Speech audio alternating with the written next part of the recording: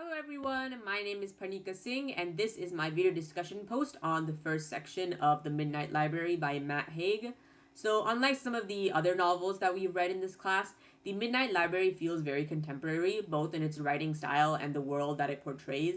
The references to modern activities like scrolling through Instagram, playing an electric piano, and even mentions of the band Coldplay immediately ground the story in the 2020s. Even the dialogue reflects current social norms, with characters using slang like fire. And Haig's writing also carries a casual, almost conversational tone, making the novel feel more like a friend is telling you a story rather than a traditionally structured narrative. There's a lot of humor and sarcasm woven into descriptions, like when he writes about Nora's boss, Neil, and how he joined his hands together and made a steeple of his index fingers, which he placed under his chin, as if he was Confucius contemplating a deep philosophical truth about the universe, rather than the boss of a musical equipment shop dealing with a late employee on page 8. And this kind of humorous, almost wry commentary on characters and situations is something that I've noticed a lot more in modern writing compared to the more straightforward narration that we see in Kindred and Jurassic Park. Another notable difference is the very short length of the chapters, which makes the pacing feel faster and more fluid, which is also something that seems to be more common in contemporary fiction.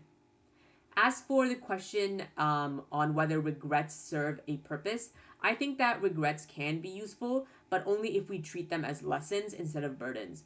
Regrets can help us reflect on our choices and make better decisions in the future. Like, for example, if you realize that you regret not speaking to some person that you wanted to befriend, that might push you to be braver and more extroverted in the future. However, if we dwell too much on past regrets, we can end up stuck in a cycle of wishing things had gone differently instead of actually living in the present. And I think this is something that the Midnight Library explores as we see how Nora is weighed down by her regrets and not able to enjoy her current life. But as she steps into the different versions of her life, she's starting to realize that no one life is fully perfect. So I think that regrets shouldn't be erased, but they also shouldn't control us, as otherwise we risk missing out on the opportunities that we have in front of us right now. As far as my favorite quotes, one of my favorite quotes is when Miss Elm explains to Nora that it is a library of possibility, and death is the opposite of possibility, on page 69. I find this quote really powerful because usually I think death is portrayed as the opposite of life, but instead Haig frames the opposite of death as being possibility, which suddenly implies that life and possibility go together. So, thus, I think this shows that even when things feel hopeless, life still offers endless possibilities, which is a really powerful message. Another one of my favorite quotes is when Miss Elm reveals to Nora, "You can choose choices but not outcomes. But I stand by what I said. It was a good choice. It was just wasn't a desired outcome," on page 81 after she returns from her life in Australia where Izzy had died in the car crash. I really like this quote because it's a reminder that we have control over our decisions, but not over things how things turn out, and really reinforces the idea that even when things don't go as planned, it doesn't mean that we made the wrong choice. And in a way, this quote is really comforting because it takes away some of the pressure to always get things right and instead tells you that you should just try and making the right decision, but not get caught over whether the outcome is exactly what you had intended. As far as quotes I connected to, one of them is when Nora was describing swimming and how in the water her focus had been so pure that she thought of nothing else.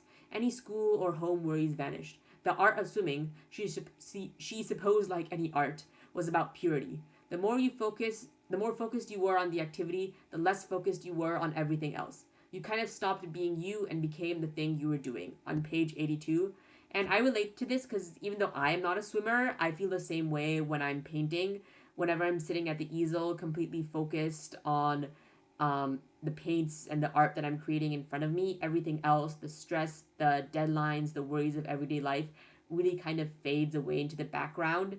And I really do lose myself in the moment, so I can really relate to Nora's feelings when she's swimming.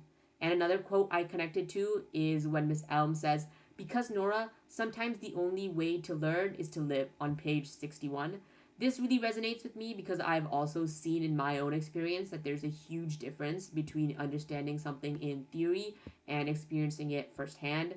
This was most notably true when I learned to drive, and I'd hear my friends talk about how scary it is and how intimidating it is, and I imagined that would be really overwhelming and hard. But once I actually started driving, I realized that it wasn't as intimidating as I had built it up to be by reading all the little manuals and guidebooks. So this kind of quote really gets at the idea that some lessons just can't be fully understood until we go through them ourselves, which is something that I really do connect with. So overall, I'm really loving the Midnight Library so far, and I can't wait to continue reading. Thank you. Bye.